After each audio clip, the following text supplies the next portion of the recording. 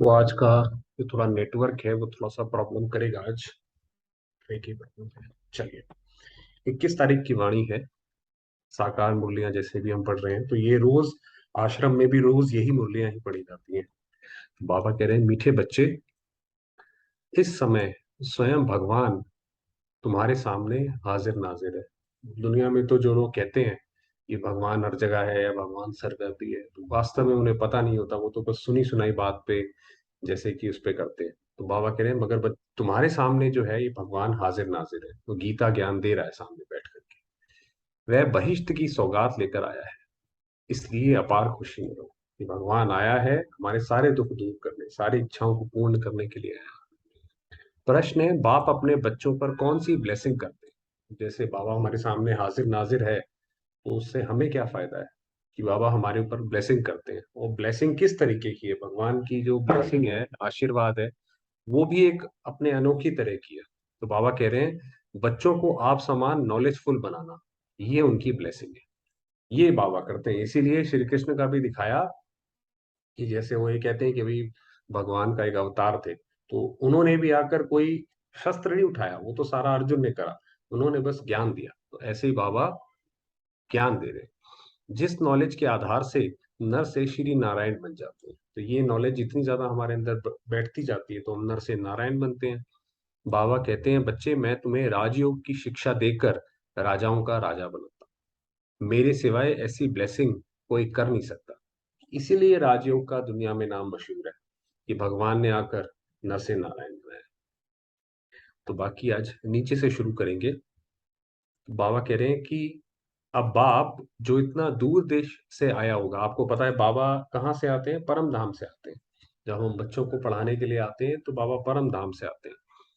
तो दूर देश से आया होगा तो जरूर कोई सौगात लाई होगी। जैसे माँ बाप होते हैं ना, दूर से आते हैं, कहीं विदेशों से आते हैं, तो अपने सबके लिए गिफ्ट लाते हैं। तो बाबा कह रहे हैं, ऐसे ही बाबा भी दूर देश से आता है तो कोई सौगात लाई होगी।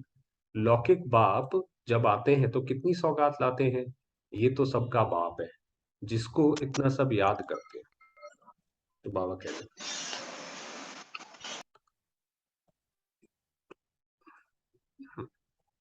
दूर देश से आते हैं तो हाथ हाथ खाली थोड़े ही आएगा। अगर बाबा इतनी दूर से आते हैं और कुछ आगे दे ही ना हमें तो हम कहेंगे भाई भगवान का आने का क्या फायदा हुआ। बाप कहते हैं, मैं तुम्हारे लिए सौगात लाता हूँ जो कोई मनुष्य ला ना सके या और कोई मनुष्य नहीं दे सकता। मैं बहिष्ठ हेवन लाता हूँ, इसीलिए उसको हेवनली गॉडफादर कहते हैं। दुनिया में लोग सोचते हैं कि वो हेवन में रहता है, इसीलिए उसको हेवनली गॉडफादर, मगर वास्तव में उसने हेवन रचा हमारे लिए। तो इसलिए बाबा कहते हैं कि मैं भविष्य लाता हूँ। कितनी बड़ी सौगात है।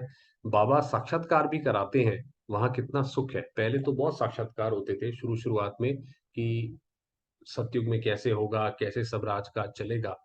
अंग अंग में सुगंध है, लक्ष्मी नारायण के अंग अंग में सुगंध है, यह तन तो कीड़ों से भरा हुआ है। तो बाबा कह रही है, आज का जो तन है, ये लक्ष्मी नारायण के इससे आप कंपेयर करो तो ये तो जैसे कीड़ों से भरा हुआ है।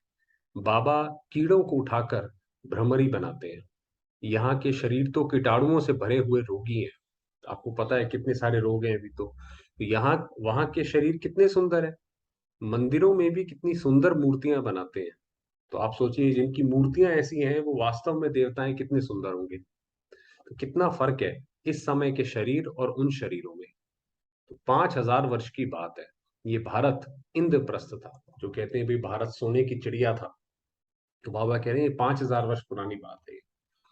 वहां आत्मा भी पवित्र थी तो शरीर भी पवित्र था। तो जैसी आत्मा होती है, जितनी आत्मा पवित्र होती है, शक्तिशाली होती है, वैसी उसका शरीर भी होता है। अगर आत्मा ही कमजोर है, उसको लगता है भाई मेरे मेरे साथ तो बहुत बीमारियां हैं, तो उसका शरीर भी वैसे ही बनता जाएगा। बाबा ठिक्कर के बर्तन से, ठिक्कर होता है मिट्टी, बाबा ठिक्कर के बर्तन से तुमको सोने का बर्तन बनाते हैं। जैसे अभी तो हम पत्थर जैसे हो गए, पत्थर माना कोई वैल्यू नहीं रही, अपनी चीजें खुद ही नहीं संभाल सकते हैं, जिस चीज में हाथ डालते हैं उसमें नुकसान करते हैं, शरीर को भी बिगाड़ दिया, प्रकृति को भी बिगाड़ दिया, आपस में भी लड़ झगड़ रहे हैं। तो जैसे कि हमें बाबा सोने का बर्तन बनाते हैं, तो ये शरीर जो है वो कंचन काया हो जाएगी।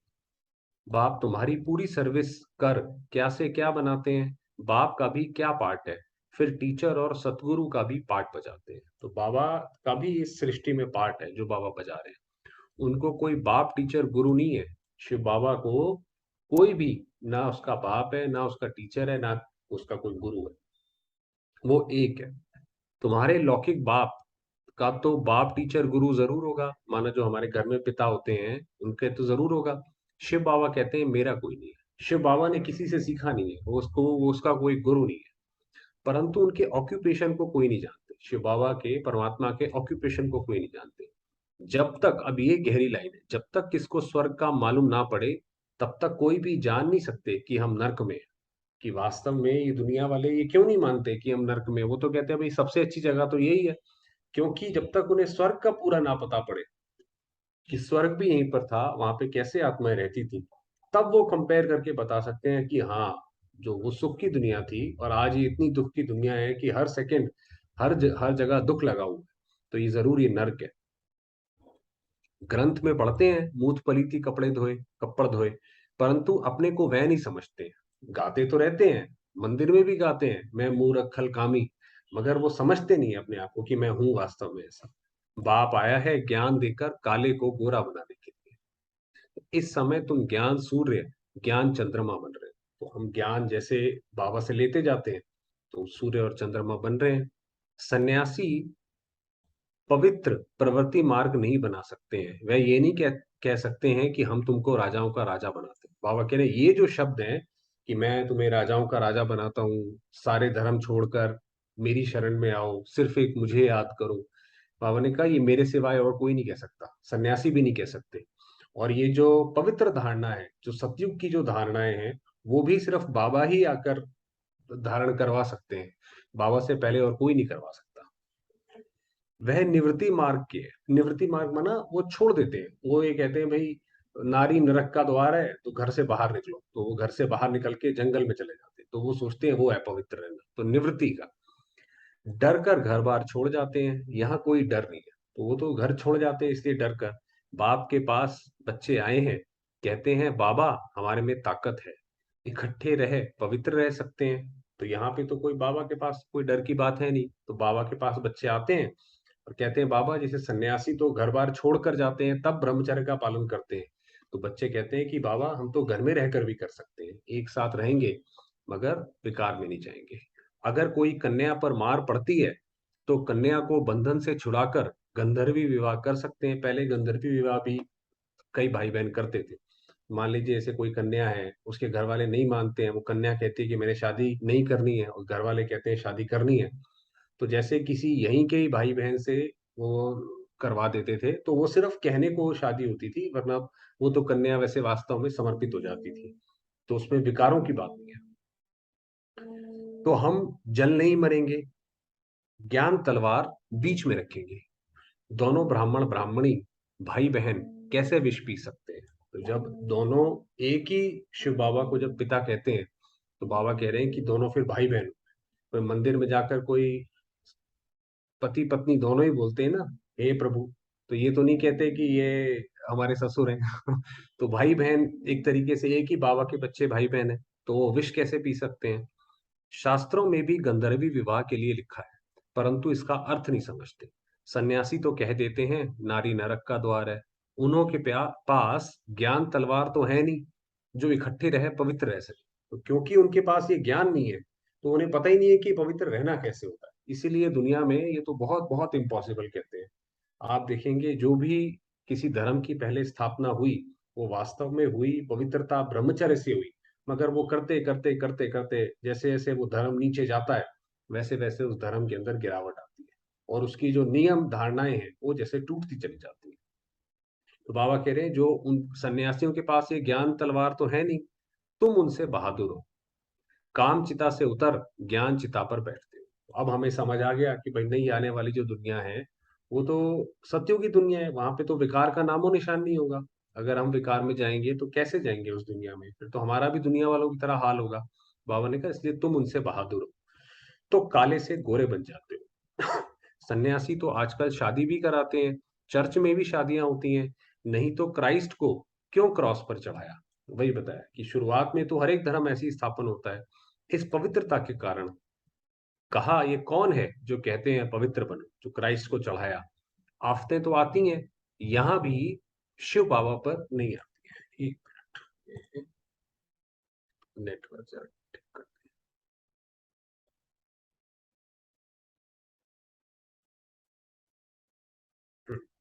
तो बाबा कह रहे हैं जो आफतें तो यहाँ पे भी आती हैं, जैसे क्राइस्ट के ऊपर आई आफतें, तो यहाँ पर भी आती हैं, मगर यहाँ पर शिव बाबा पर नहीं आती हैं, परंतु जिसमें प्रवेश करते हैं लॉन्ग बूट में, उस पर आती हैं। तो जैसे ये धर्म स्थापना का जो कार्य है वो ऐसे ही होता है कि कोई पवित्र आत्मा किसी दूसरे शरीर के तन में आती है। हर एक आप देखेंगे, जैसे क्राइस्ट थी, क्राइस्ट को भी जब एकदम से ज्ञान का बोध हुआ, तो वो आत्मा आई, वो तो ज्ञान देकर चली गई, मगर जो उसके जो अत्याचार होते हैं वो दूसरी आत्मा जिसके शरीर में आता है वो उसको झेलना पड़ता है। तो ऐसे ही क्राइस्ट ने झेला, तो यहाँ पर शिव ब्रह्मा बाबा के ऊपर सारी आफतें आई। तो बाबा कहते हैं वाट वंदे, ये बाबा हंसी में कहते थे कि रास्ते चलते ब्राह्मण फंस गया। तो क्योंकि ब्रह्मा बाबा का तो बहुत मान था दुनिया में, बहुत ज्यादा मान था, राजा महाराजाओं के बीच में उठना बैठना, क्वीन एलिजाबेथ तक से बातचीत वगैरह सब कुछ। मगर जब बाबा आए तो हर तरफ से बाबा को गालियां पड़ी। तो बाबा कहते हैं जैसे मैं रास्ते चलते फंस गया इसके अंदर। तो बाबा कहते हैं पुरानी जुत्ती है ना, ये थोड़े ही कहते हैं कि मैं श्री कृष्ण हूँ। तो बाबा कहते हैं ये मैं नहीं कहता हूँ कि मैं श्री कृष्ण हूँ, कहते हैं राजयोग सीखूंगा तो नर से नारायण बनूंगा, परंतु अब नहीं है। वैसे बच्चों को निश्चय है कि हम नर से नारायण, नारी से लक्ष्मी बनेंगे। तो जैसे ब्रह्मा बाबा को निश्चय है कि भाई मैं ये सीख के नर से नारायण बनूंगा, तो हम भी उसी की राज्य के हैं, तो हमें भी वही निश्चय है। फेल नहीं होंगे जो क्षत्रिय बने, तो जो फेल होगा, जो ये पांच विकारों को जीत नहीं पाएगा, वो जैसे कि क्षत्रिय बनेगा। तो आप देखेंगे श्री कृष्ण के हाथ में मुरली दिखाते हैं कि उसने तो ज्ञान मुरली बजाई, और जो राम के उसमें दिखाते हैं वो धनुष बाण, कि राम जो था वो लड़ता रहा, तो वो क्षत्रिय की निशानी है। तो जो फेल होंगे वो त्रेता युग में जाएंगे, राम की उसमें जाएंगे, और जो पास होंगे वो सत्युग लक्ष्मी नारायण के में जाएंगे। राम को 33 से कम मार्क्स मिली तो चंद्रवंशी में चले गए, वही बताया कि वो सूर्यवंशी, चंद्रवंशी, सूर्यवंशी माना सतयुग, चंद्रवंशी माना त्रेता युग। ऐसे तो सूर्यवंशी भी चंद्रवंशी घराने में आते हैं, माना जो सतयुग की जिसने शुरुआत करी श्री नारायण ने, वही आत्मा नीचे गिरते गिरते गिरते गिरते त्रेता युग में तो वो भी आएगी, मगर त्रेता युग में आकर उसको सिंहासन नहीं मिलेगा। वो फिर जो दूसरी आत्मा होगी जो राम वाली, वो सिंहासन पे बैठेगी। उस समय सतयुग के अंत में लक्ष्मी नारायण सीताराम को राज्य देते हैं। तो जैसे जो आप देखेंगे सतयुग में 8 गद्दियां चलती हैं। जैसे आप अभी भी कई राजा देखेंगे, Edward the first, Edward the second, अभी मेरे ख्याल ये जो इंग्लैंड में भी चार्ल्स द थर्ड ऐसे कुछ करके करा है। तो ऐसे ही सतयुग में 8 गद्दियां चलेंगी, वो विष्णु की गद्दियां।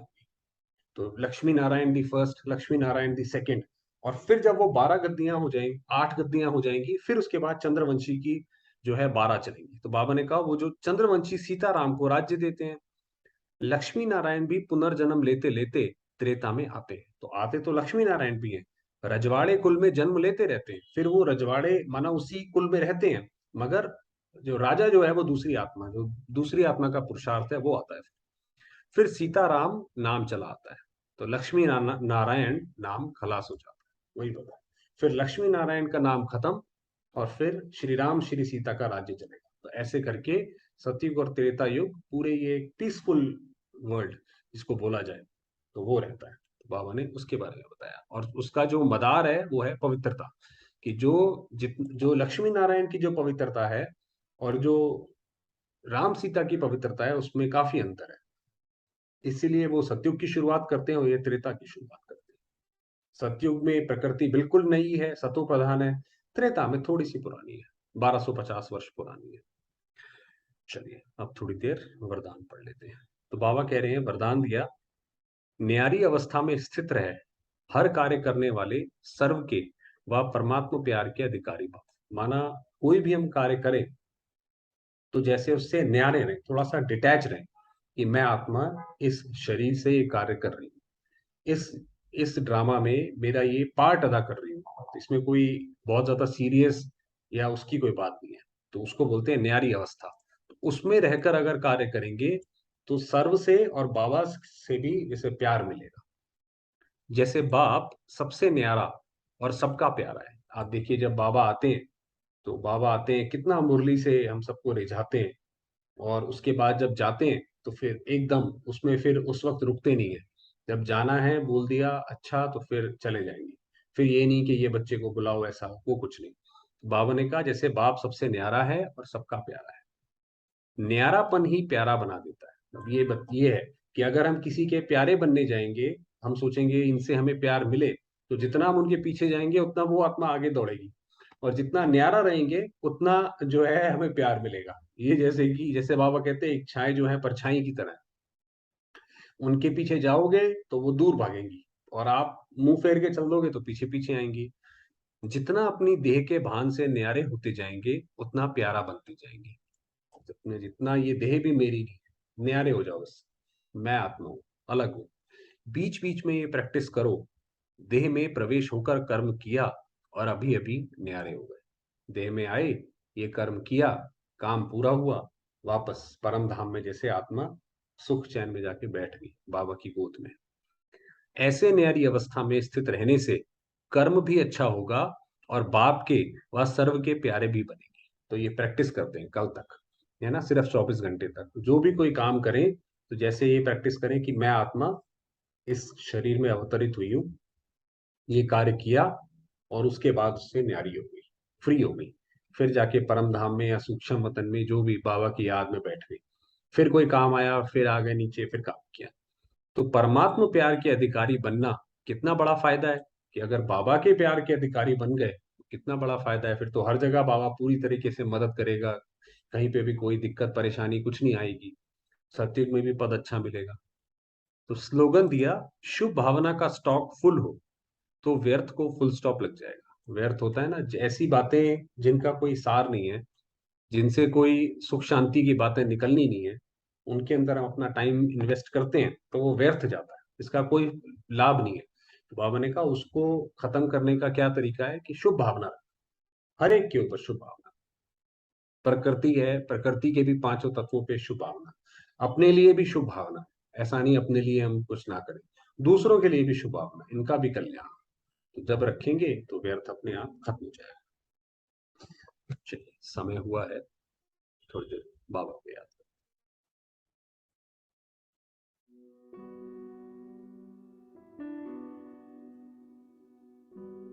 न्यारेपन की स्थिति का अनुभव करेंगे।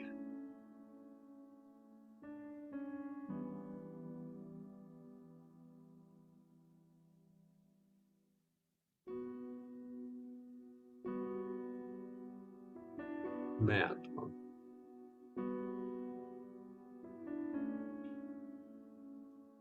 ज्योतिर्बिंदु, पॉइंट ऑफ लाइट।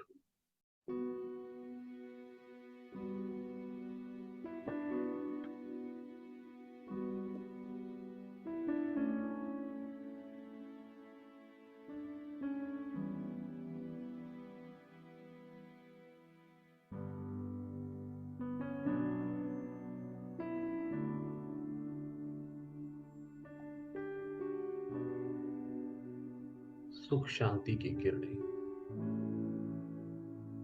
चारों ओर फैला रहे।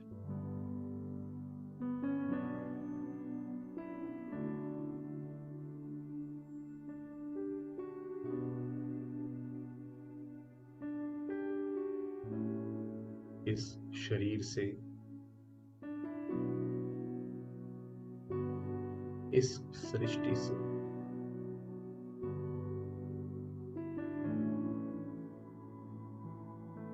न्यारी हूं,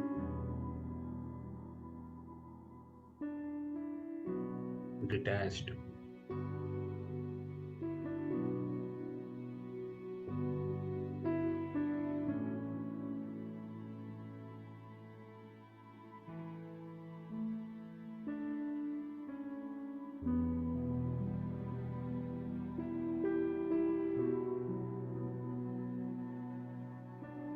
मेरे बाबा, मेरे पिता,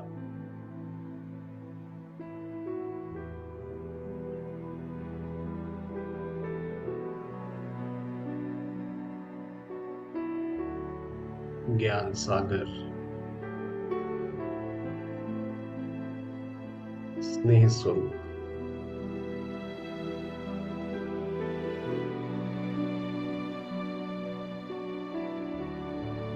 सत्य शिव,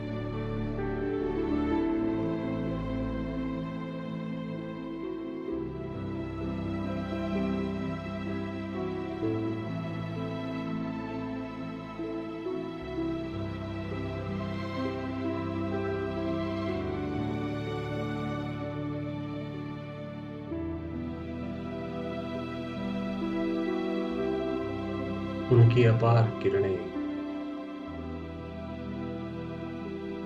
अपरम अपार स्नेह,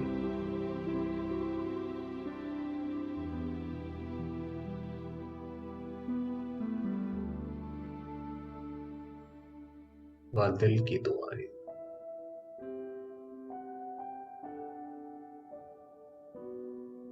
मुझ आत्मा पर बरस रही।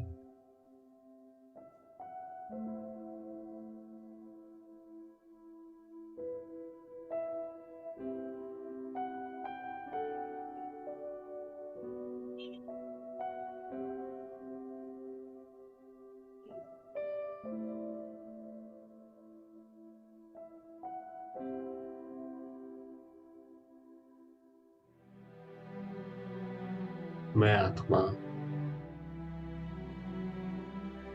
संपन्न हूं, भरपूर हूं।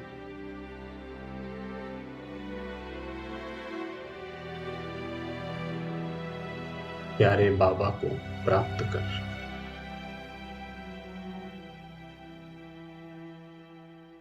मेरा मन शांत हुआ।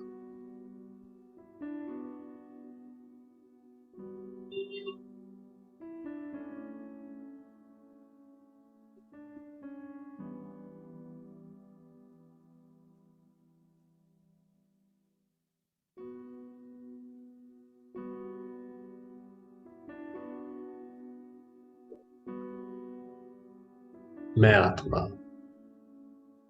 सर्व बंधनों से मुक्त हुई।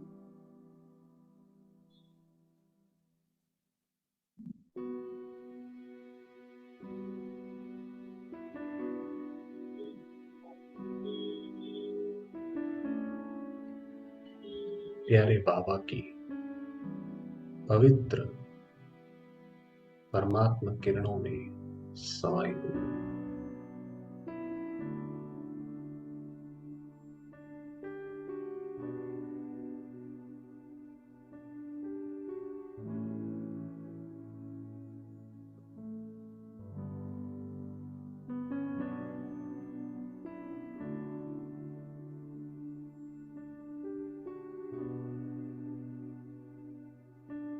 मैं आत्मा शांति का अवतार हूं।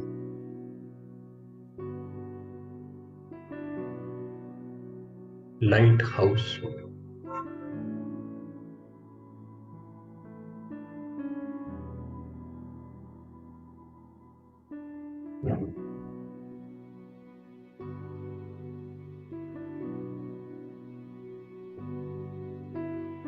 प्यारे बाबा की शांति की किरणें मुझे आत्मा पर पड़कर सारे संसार में सर्वात्माओं प्रति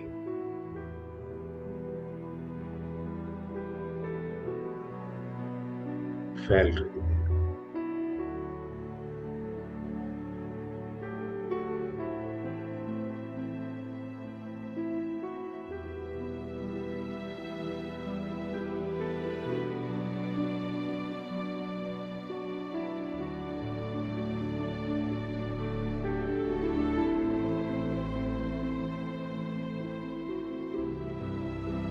सर्वात्माएं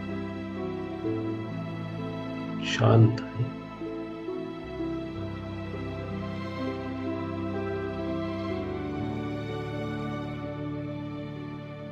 अपने कर्म बंधनों से मुक्त है।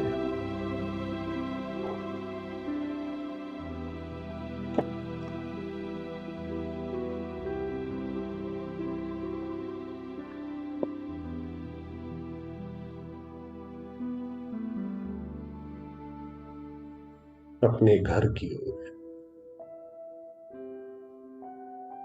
पिता की ओर आकर्षित हो रही है।